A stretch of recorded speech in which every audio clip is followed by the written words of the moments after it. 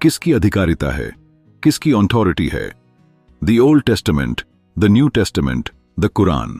लोग उस पुस्तक को चुनते हैं जिसे उस समुदाय द्वारा पवित्र माना जाता है जिसमें वे पैदा हुए हैं, और उस पुस्तक में से भी वह भाग चुनते हैं जो उन्हें पसंद हैं, बाकी भागों को अनदेखा करते हुए। जैसे ही हम अपने तर्क को, रीजन को त्याग देते हैं और अधिकारिता पर, अथॉरिटी पर भरोसा करने से संतुष्ट हो जाते हैं, हमारी परेशानियों का कोई अंत नहीं होता। और इसलिए जब हमारे पास एक पवित्र पुस्तक होती है, तब भी हम अपने पूर्वाग्रहों के अनुकूल जो कुछ भी सत्य के रूप में चुनते हैं।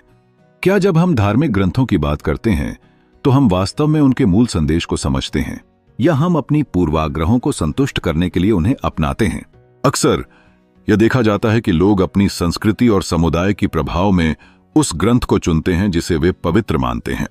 यह प्रक्रिया एक तरह से सही समझ और आत्मावलोकन का अभाव दिखाती है, जहां केवल वही हिस्सा स्वीकार किया जाता है जो हमारे मन को भाता है।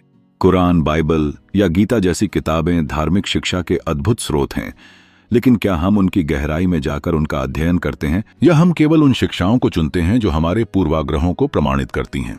जब कथित आधिकारिकता की, ऑथोरिटी की बात आती है, तब हम खुद को पुरोहित, मौलवी, पादरी लोगों के हाथों में छोड़ देते हैं जो हमारे लिए इन किताबों की मनमाना व्याख्या करते हैं। हम अपने तर्क और विवेक को त्याग कर खुद की बातों को ही एक सच के रूप में स्थापित करने का प्रयास करते हैं।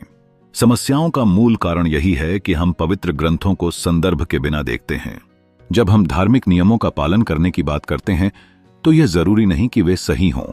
ये आसान है एकाधिकार स्थिति में रहना, शाश्वत सत्यों की अवधारणा में विश्वास करना, जहां बाहरी संकेतों पर बिना सोचे समझे विश्वास किया जाता है। लेकिन असली सवाल यह है कि क्या हम सच में उन नियमों को समझते हैं जो हम अपनाते हैं? क्या हम अपने विवेक से, बुद्धि से, तर्क से प्रमाणित करते हैं कि वे हमारे जीवन में कैसे अनुकूल हो सकते हैं? आध्यात्मिकता का मूल तत्व यह है कि यह हमें खुद के भीतर झांकने और अपने विचारों का मूल्यांकन करने के लिए प्रेरित करता है।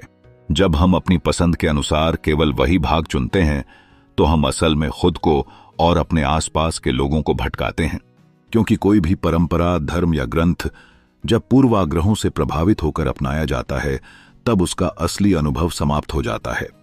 आध्यात्मिकता केवल अनुकरण नहीं बल्कि एक गहन आंतरिक अनुभव है। यदि हम ईमानदारी से अपने विश्वासों और तर्कों के माध्यम से आगे बढ़ें तो शायद हम एक नई समझ और एक गहरी शांति की ओर बढ़ सकते हैं। अपने दिल और दिमाग को खोलकर हम सच्चे मूल्य और ज्ञान की ओर अग्रसर हो सकते हैं।